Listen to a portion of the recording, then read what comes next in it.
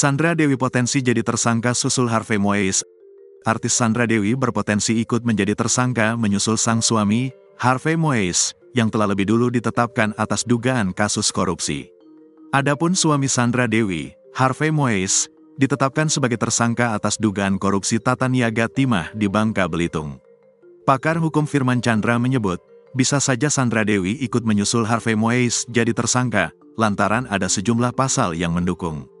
Diketahui, Harvey Moise telah ditetapkan sebagai tersangka dalam kasus dugaan korupsi tata niaga komoditas timah wilayah izin usaha pertambangan, IUP, PT Timah, Rabu, tanggal 27 Maret tahun 2024. Adapun Harvey Moise langsung ditahan di rumah tahanan, Rutan, Kejaksaan Negeri Jakarta Selatan selama 20 hari. Menanggapi kasus yang menjerat Harvey Moise, Firman Chandra jelaskan soal kemungkinan sang istri, Sandra Dewi yang juga bakal jadi tersangka.